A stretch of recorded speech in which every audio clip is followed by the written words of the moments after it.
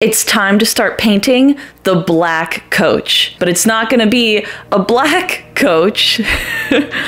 It's going to be a space coach. Let's paint something.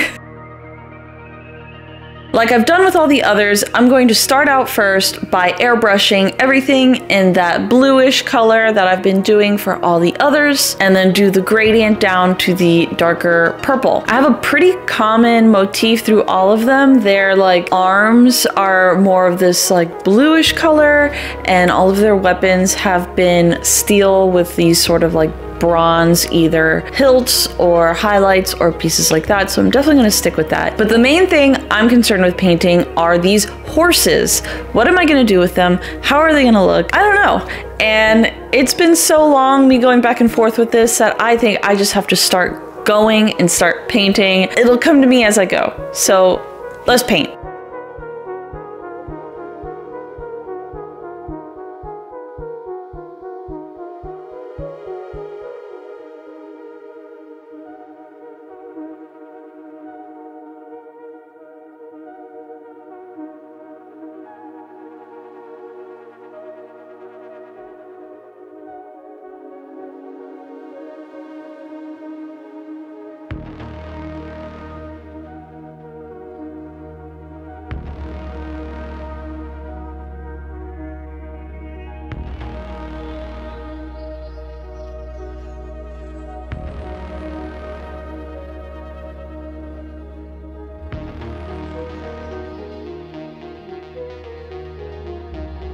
It's the end of the first night and everything is airbrushed, but airbrushing takes so long that that's probably all I can do today because I also have to make sure that everything is clean and done. And airbrushing, I've always said this, it's sort of a blessing and a curse. It is so hard to clean and maintain and make sure that you have all right, but once you get it right and once you have it flowing, everything is just so smooth and fast and looks way better than me using my own paintbrush to slap on some paint. So I will see you guys now, day 2.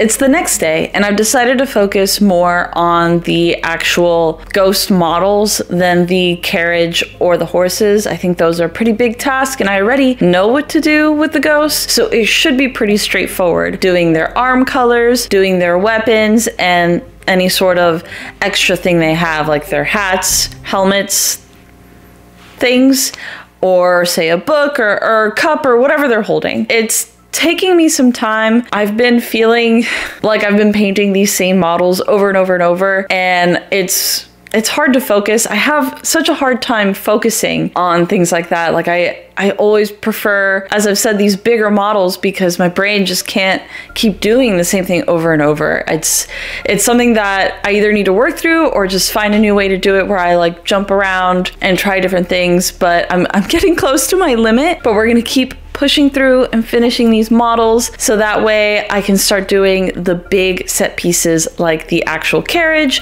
or the horses. But yeah, these are pretty straightforward and they're almost done. At least I've got these down now where I'm getting faster at it, even though it's the same thing and it's driving me crazy. I now have the exact routine. I've got all the color mixings memorized, so it comes together pretty naturally for me now. I'm gonna stop here for now and I'll see you guys the next day.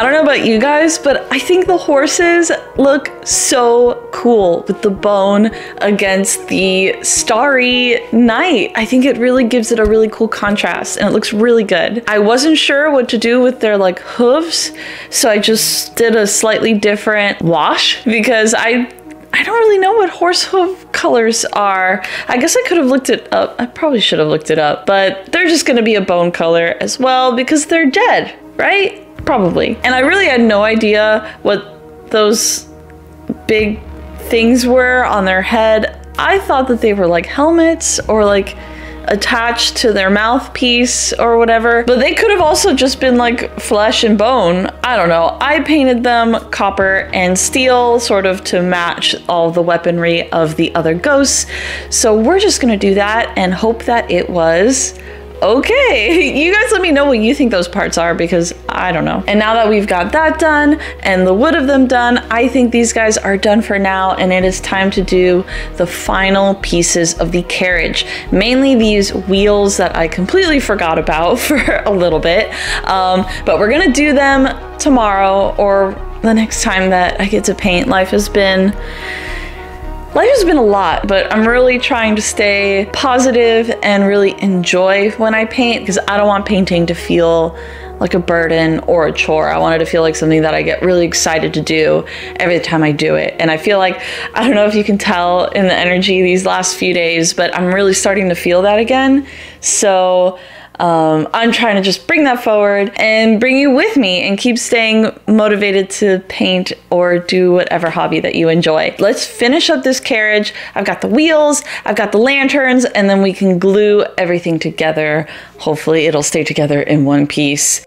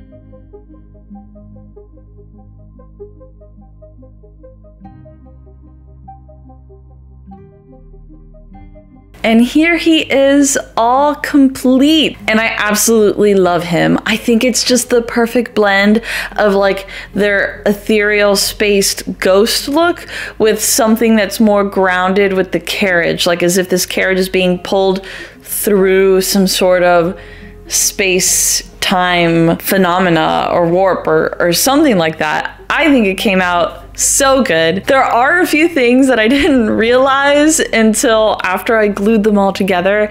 And at this point, I don't want to mess anything up, so I'm just going to leave it as it is.